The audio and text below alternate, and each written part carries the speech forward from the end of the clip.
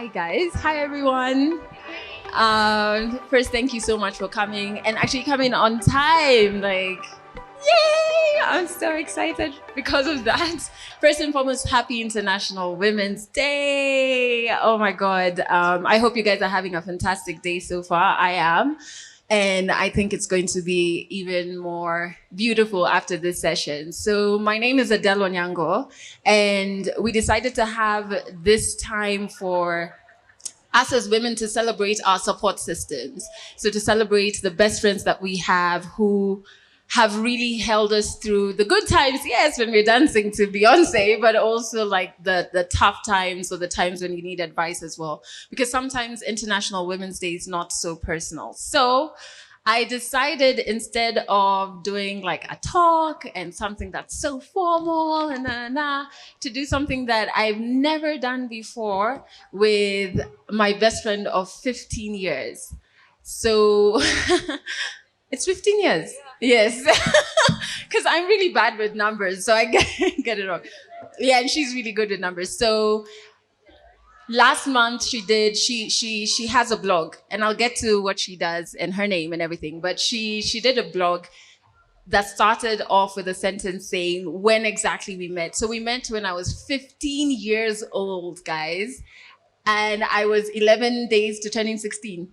Can you imagine that? Like, she's seen me through nonsense teenage stupidity, nonsense 20s, and the brilliance of 30s. So my best friend's name is Valerie Luile. She does very many things, but the thing that I want you to focus on for today is that she's an amazing writer. Amazing writer. And she has a blog called Wile the Leo that I think we all need to like check out, where she documents like her life in a very raw, real way. In this life of social media, it's so hard to find people who are being their true selves.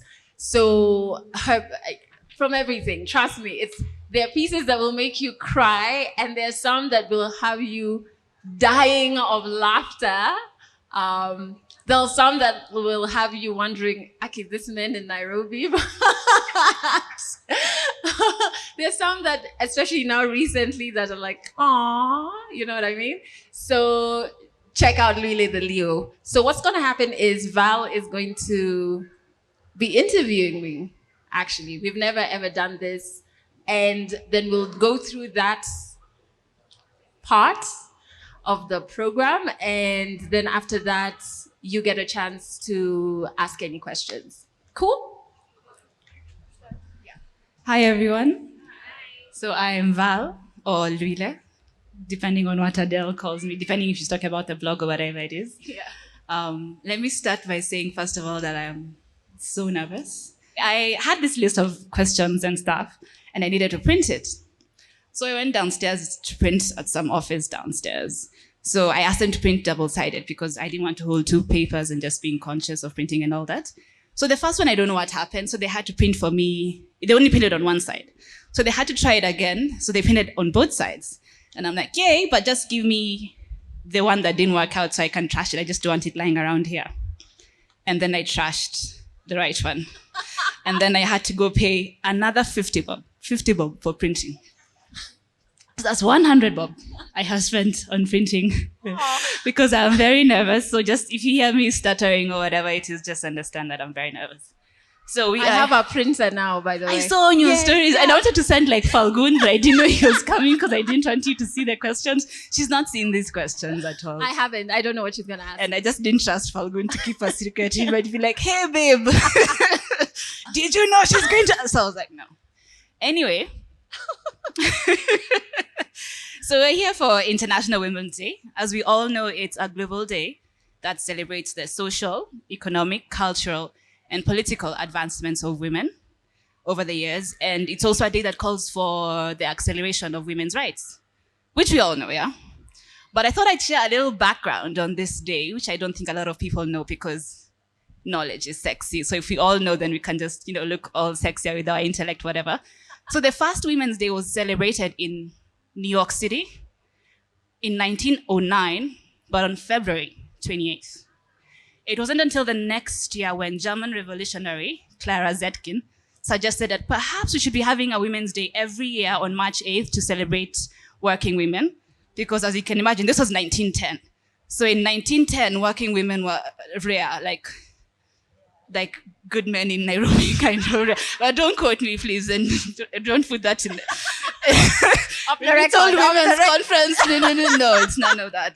And after that, now, the first Women's Day was actually held in 1911 worldwide. It was celebrated by over 1 million people. It continued like that until 1967, when the feminist movement picked it up. The UN has been celebrating it every year since 1975. And as of 1996, they've had a theme for every year. And I'm very excited about this year's theme because it's something that's close to Adele's heart, something that's very dear to her. So before we get into the questions or whatever it is, I wanted to spend a few minutes talking about this year's theme for 2020. It is I Am Generation Equality, Realizing Women's Rights. Yes. Okay, so I think it was Hillary Clinton, I'm not too sure, but there's a quote that says, women's rights are human rights, right? And the things that we're fighting about or fighting for are things any human being should have. I can't believe in 2020 that we're still fighting for women to be safe. Like just something as simple as safety is something that we're still agitating for, which through empathy, any human being should be like, yeah, I want you to be safe. I want you to be safe, right? That we're still talking about equal pay and still having to explain why equal pay is a thing, right? So for me, I think why it's important to me is because it's no secret. I have shared my story. I have shared my story of being a survivor. So in terms of women's safety, that's something that I have felt and paid the cost of not being safe as a woman, right? And I wouldn't want that to happen to the next woman or the next woman or the next woman, which is why I'm passionate about that. But even under the themes, and I think I posted it up, it can get so overwhelming to want to fight for change, but you feel like you don't know the terminology or, in this, on social media, you'll see a lot of terminology going back and forth and statistics. And you're like, okay, so where do I fit in? How can I help? How can I be part of the change even tomorrow when it's not International Women's Day?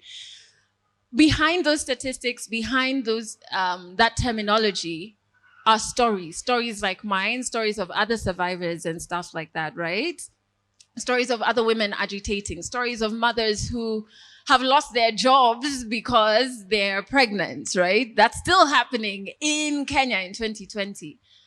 So it's to connect with those stories on a human level and to stand up in whatever spheres of influence you have. I swear, even if your social media has one follower, that is still an influence that you have. That's one person who you've changed how they think just by saying, hey, I think is rape culture and you should stop that. Or that joke actually is promoting ABCD, or this workplace is doing ABCD.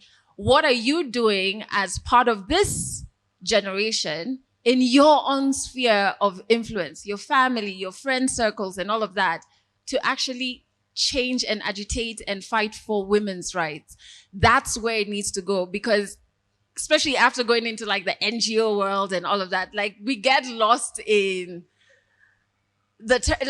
these terminology you have to use when you walk in. There's a way you have to, it's like women's right is a conversation for a select few when it really isn't, right? It really isn't, because there are stories that are being impacted. They're actual human beings who are being impacted on the ground because of lack of ABCD. So I think that's, especially from this theme, and every time there's a moment in the year to talk about women's rights and stuff, I want that to be the takeaway for you as an individual, to ask yourself, okay, what am I doing in my space that might appear small to you, but how do you have a big impact? It's a collective of small things happening, right? We can't do it ourselves. Yeah.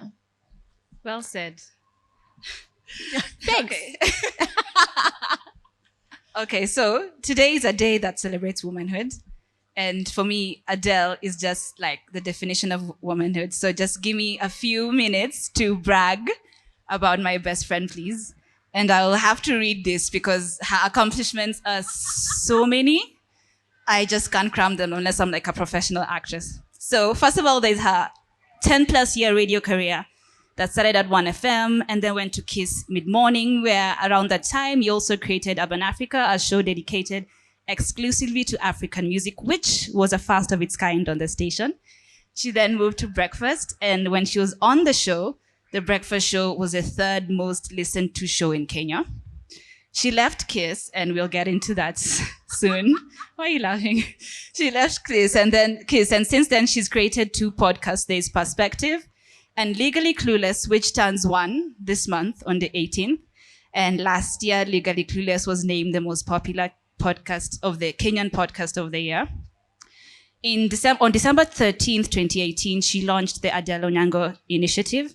It's an advocacy organization that works to educate the public and raise awareness of issues facing vulnerable populations, specifically women and the youth. Over the last few years, like in 3 years, last year she was one of Facebook's icons of change. She was named one of Africa Youth's most influential young Africans. She was one of Oki Africa's 100 Extraordinary African Women for 2018 and BBC's 100 Inspirational and Innovative Women for 2017. Last year, she spoke at the Moth Main Stage in New York. She hosted the 2019 Moth Main Stage in Nairobi, and in 2018, she hosted the one in Kigali.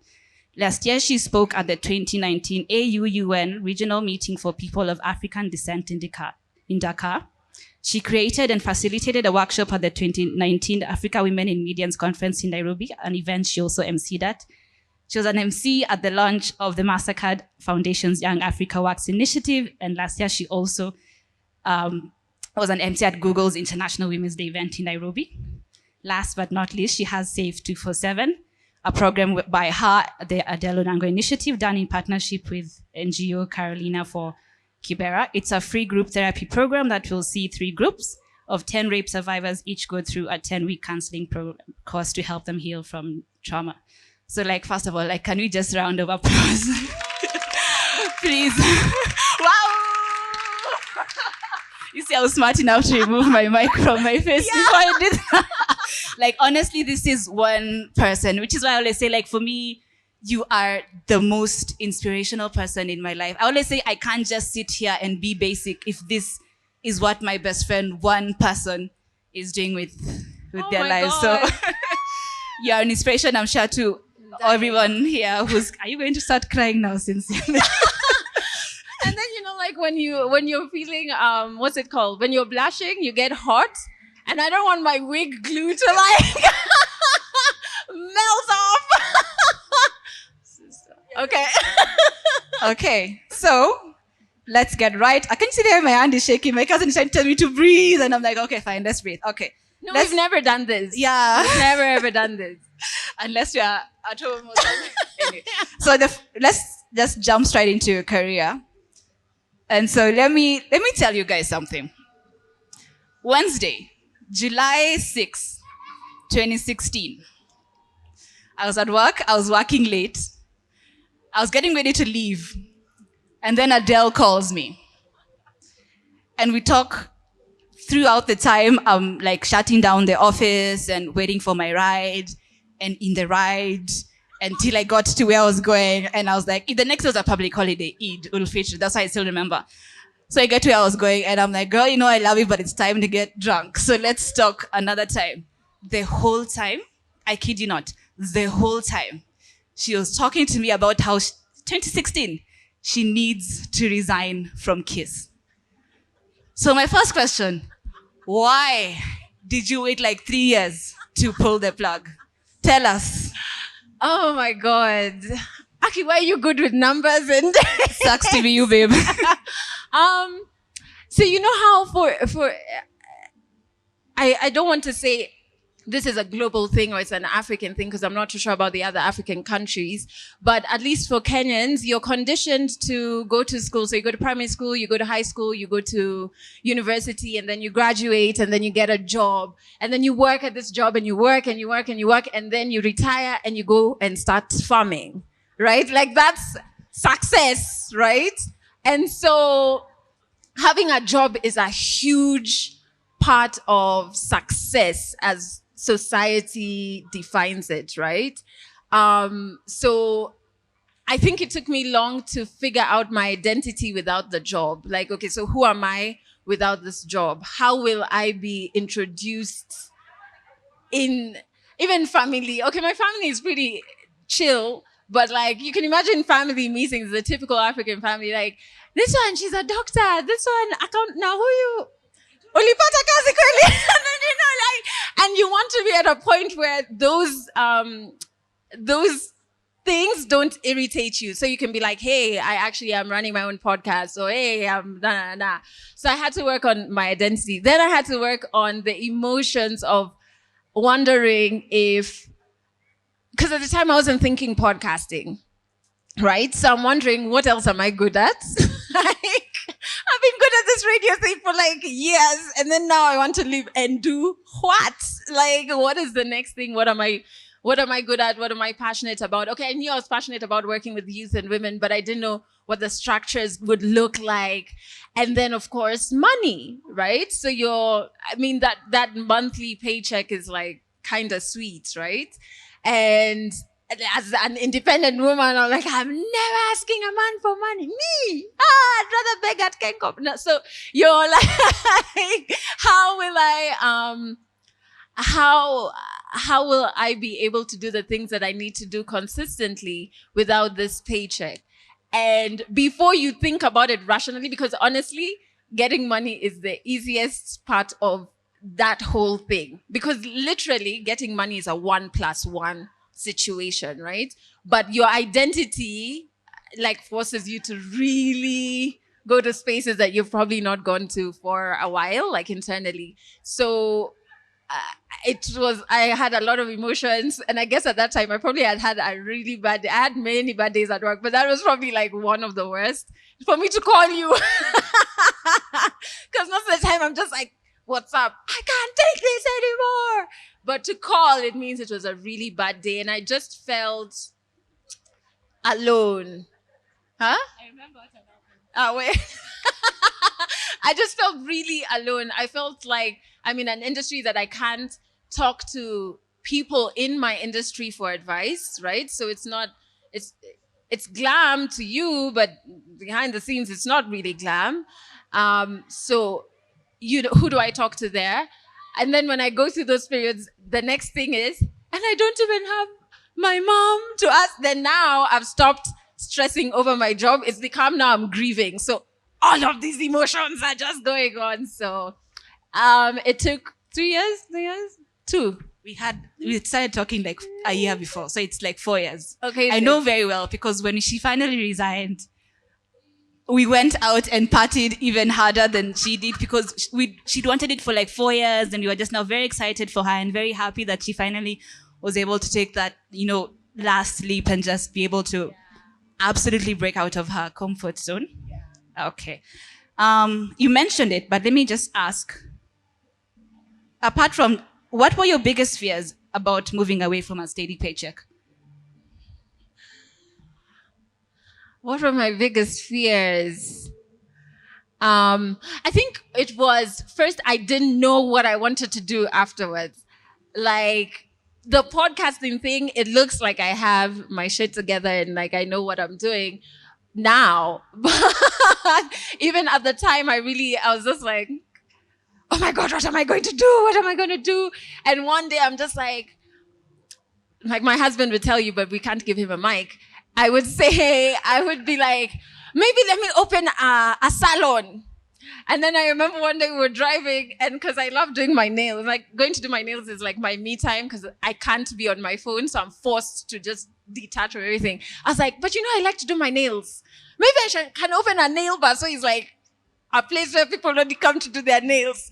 And so I had all of these. I was like, guys, you just get into business. Just get into business, get the money, and then you can figure out what it is you want to do afterwards. But I don't want to get into business. I don't want to run a salon.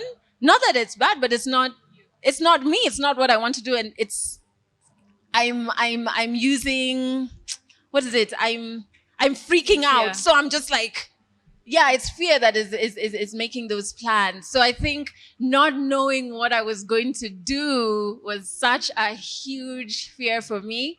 The money one, I think I knocked off that fear in 1 year. Like now when the emotions were like kidogolo and I could think clearly and take all of the commercial gigs because I needed to get those savings done.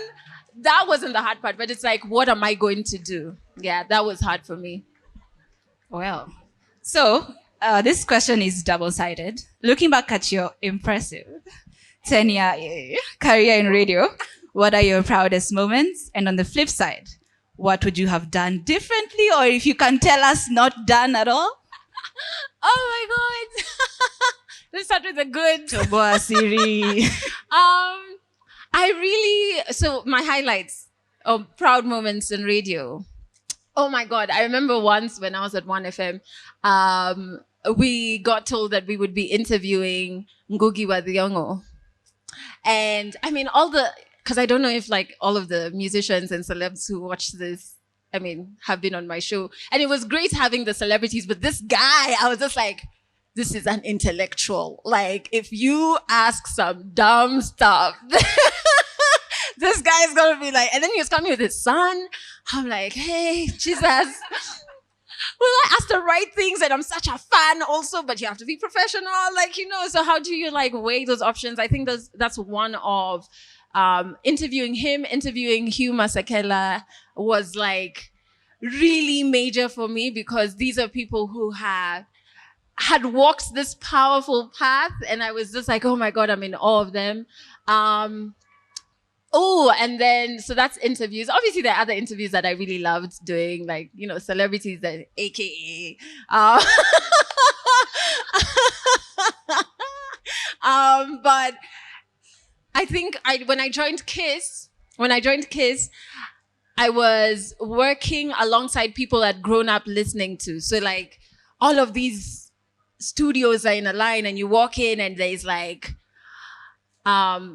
Giddy Giddy and Ghost, and you're just like, oh my God, you sang that song, Unboggable. Oh my God, it's you. And then, there are all of these celebrities that you've grown up listening to, right? And so working alongside them, I'm like, I'm worthy enough to be in the same space as somebody who has been in the game for 13 years, and I've been in the game for 2.5 years, but hey, here we are. So that year, or the second year I was at KISS, I got named the radio presenter of the year. So that was our last Christmas party before the economy kicked in and we never ever had another Christmas party.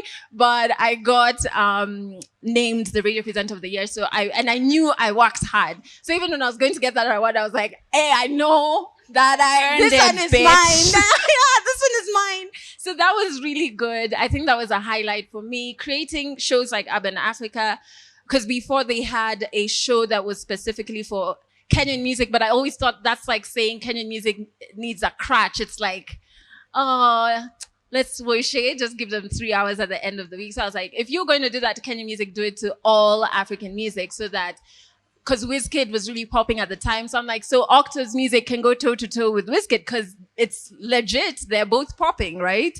So that was really, I loved that show. I really loved that. I really loved that show. Yeah. Okay. That's the downside. What would I do differently? Yes. Or not at all? Oh my God. Do we have to be 100% honest? Yes, absolutely. No lies. So I don't know if this is a weakness or a strength. I don't work well in groups. I really just don't. You know, like how on your CV you're like, works well, is a team player. No, I just like doing things a certain way. And I find that when I'm put in a group, I end up doing it because I'm just like, I want it to look a certain way. So it's a good and a bad thing because there are situations where you have to be a team player. So I am cognizant of that. But if I would continue being, especially towards the end of my career, if I could just continue being on the mid-morning show, doing my show alone, I would be happy. Not because anyone is bad or anything, but because I'm not a team player. It's me. It's because I'm not. Sorry, I shouldn't have laughed so hard. It's not yours. No, come on. We believe you. I promise. Always, whenever I'm asked that question in interviews, like, do you work well in a group or in it? I would always say it depends on the team. Yeah. If it's a terrible team, then just let me work myself because I'll move it faster. If it's a great team, yeah. I don't even want to know if they're great. You don't care. It's like, let them be great over there. Like, there. Okay, last question on career. What advice do you have for anyone thinking about resigning from their job? Oh my God. I feel like when I resigned, this thing is going to spoil your hair. I can see it. Spoil it on white. No. When I resigned, I don't know if it's like everybody knew I was not happy with the space I was in, or I had outgrown the space I was in. Maybe I was communicating that without knowing, because I didn't get a lot of, why are you doing this to us? Obviously, there were those few people on Facebook who feel like they have shares in your life. They're like, why would you do this to us? I'm like, who are you first? Let's start there. And why would I take a stranger's advice and or opinion in such a huge life decision? But after resigning, I got so many DMs and there were comments of people tagging each other. Come and see this. You also not, you want to leave your job, so you may want to read this. And I think it's such a personal journey. And I'm so thankful that I had a support system that would listen to me for 4 years, lamenting and lamenting and lamenting. And they didn't get tired of me. Not sad. But it's so personal. You have to go through the emotions because it's almost like a breakup. Because how we have been conditioned to view a job, it's until after you resign. After us walking away from things, it's so easy. You're just like, I don't like your colors, oh God. But you go through the emotions, allow yourself to feel it because it is a breakup, right? Plan if you can. If the planning phase is taking such a long time that the job, maybe it's a toxic work environment and it's really infringing on your mental health, then I would put your mental health above the planning phase. Because if you're not 100, you can't plan because you're just consistently stressed. And I hope you have a good support system because they come in handy on the days that you want to call someone and just cry, but you can't cry to your boss, or you can cry in the bathrooms, but you know what I mean? So have a good support system, go through the emotions, and just really choose yourself. So I changed the phrase of saying I resigned to I chose me, because that's really what I did. I chose me above people's opinions of whether it's a good decision or not, above the money, above it. I chose me. So it's not really resigning per se anymore for me. Yeah. Okay. Now, let's move on to your purpose. Okay. And here I just have one question. Let me not even cheat you. What is your purpose? And did you find it? Did it find you? Or you found each other? Wow. It's just so hard. And that's not one question. Those are 5. 1A, 1B, 1C, like that. So in terms of purpose, I think it's not that I'm more conscious or more aware than other human beings. I think my life journey just made me have to figure out my purpose early. And then also my mom, my late mom, we had 3 sisters, and she really made sure she met each of us where we're at. So I loved poetry and the arts and talking and telling stories and stuff. So she met me there, and that was something that I was never told, who you, anasomanga kweli or whatever. I would soma what I love, English, history, math, not so much. So I think my upbringing made it such that it was easy for me to move towards things I was passionate about, because when you're in the space that you're passionate about things, then you discover what your purpose is. It's almost like ignited there. So in terms of purpose, I think what I did is I started saying, I went through a really bad breakup. And after that breakup, I started saying yes to things. Like I did a song, actually 2.5 songs. Like I was rapping and like, don't go look for them, please. And don't put them in the video, please. But yeah, so I was doing all of these things because I was aware that if I said yes more to all of these things, I would find the things that I didn't like, and then I would find the things that I liked, right? I mean, I really liked rapping. I really love hip hop to date, but I'm just not maybe a good rapper. Maybe I can be a ghostwriter. But saying yes to things put me in a space where I could feel, it's inside. You just feel like, ooh, I really like that. There's something here. Let me dig deeper. And then being aware of my story made me aware of my purpose, like accepting my story. So instead of burying the things that I've been through, blah, blah, blah, really understanding them and unpacking them made me want to help women. And then by going out to start working with women, I was like, ooh, I like this. So even today, this morning, I was in Kibera at Kibera Primary School, and we were talking to a group of girls, and in the car leaving, heading this side, I told my husband, I was like, oh, I like this. Like, it always gives me a kick when, you know, I'm surrounded by all of these young kids and they're saying their dreams. I mean, it's a lot because you're going back to the trenches to fight so that that kid can realize her dream. But it's just such a, I don't know. Has any of you found your purpose? You just kind of like, no, it's just like, it's like, well, I found my purpose. It's just there are bills to pay, so that's always there. Yeah, that's always there. I know. That's always there. And there's structure to purpose. Like even for me, that's why I had to create the initiative, because yes, you want to help people, but it has to be sustainable. It has to be in a way that actually impacts them the best way possible. You have to learn and you have to know all of these like boring terms, the back end. Okay, sustainability. Have you tracked the activity? Oh my God, I just want to like help African women. What is this? So all of that works. But I think if you say yes more to things, you find out what you hate and what you love. And then you borrow from your own story. Yeah. Ooh, I like that. I haven't cried this. Oh, I have. Why I'm shocked is because Adele is the crier. Siko Baya, but Adele cries a lot. I cry, and like sometimes there's a wail with it, like because it's so painful. It's so painful. I wanted to leave. I wanted to leave this job, so I'm present in studio, but my mind is not there. My mind is like, listen, you're wasting lives, because now I'm very more aware of like life is fleeting. So I'm like, yo, you could like die today and you're not happy in this space. Are you okay with having that on your, I don't know, when we're in heaven, on your conscience, just knowing, damn it. As I think about it, and it just like really like hits me like in my gut, like my mom will never get to meet my boyfriend.